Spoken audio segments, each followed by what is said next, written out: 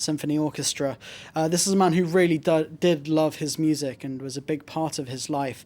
He said, without music, the world would be a terrible place, and it's a sad loss. All right, now you've got some news for all the Beatles fans out there. Yes, and there's a fair few of them, I think. I would imagine so. Believe it or not, it's almost 50 years since Beatlemania finally hit the US shores. And to mark the occasion, Capitol Records are re-releasing 13 Beatles albums, which were released between 1964 and 1970. And these aren't actually the records that we know and love here in Europe, because they were remastered, they were remixed, and they were actually rebranded for the US audience. So it's a bit odd looking from there, because there aren't the classic album sleeves that we're used to. However, all the big hits you'd expect are in there. Let's take a little listen and remind ourselves of some of their highlights.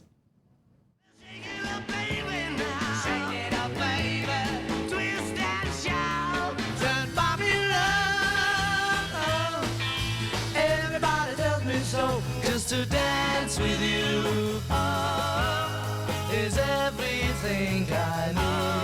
Help, I need somebody. Help, not just anybody. Got to get you into my life. Now, even for me, that's bringing back some memories from when I was younger, digging through my parents' record collection.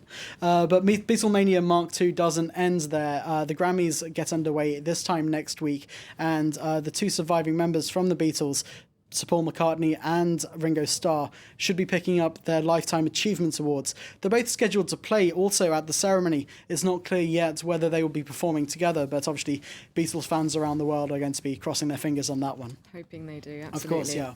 Now, from the Beatles to Beats, and a rap mogul looking to take on Spotify. Yeah, so Dr. Dre is a hip-hop producer, rapper, and turned entrepreneur.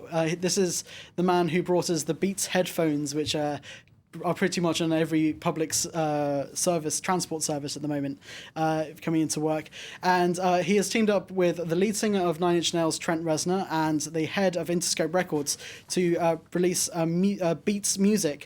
And the idea behind this is to have a more intuitive version of Spotify as a service that will cost a little over €7 a month, and not only offer millions of tracks, but also it aims to work out your music DNA and predict exactly what you're going to listen to. Now, it's similar technology to what we've seen with iTunes Genius and Spotify Radio. However, this actually listens to what you're listening to, when you're listening to it, even how loud you are listening to the song, to try and predict what it is you want to listen to. So, I mean, for some people that might be a bit shocking, a bit scary, a bit intrusive. But I think the service, in theory, could work. What's actually really interesting about this is, as well as all the obvious what you're listening to and bands that sound like that, they're using an algorithm and scientists to analyze the data. So it's really technical. It'd be interesting to see how this works in practice. All right, now moving on to another cool customer, John Hammond Jr. Yes, this is a legend, a blues legend, and he's releasing his 36th album after 50 years in music. Even if you don't know who John Hammond Jr. is, you'll know his dad from being the producer for Bob Dylan, and his son, Albert Hammond Jr., for being the guitarist in The Strokes. Now, John Hammond Jr. Has released this new album, Timeless, which we can hear now. This track is called Further On Up the Road. It was originally written by Bobby Blue Bland.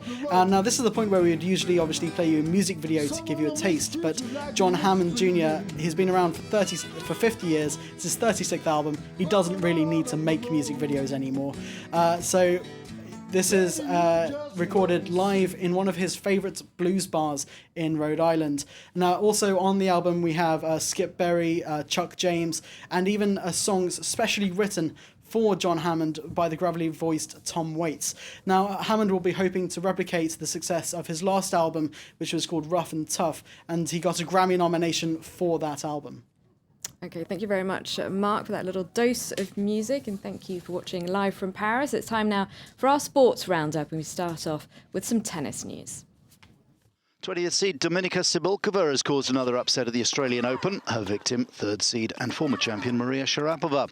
Coming a day after Serena Williams' exit, there was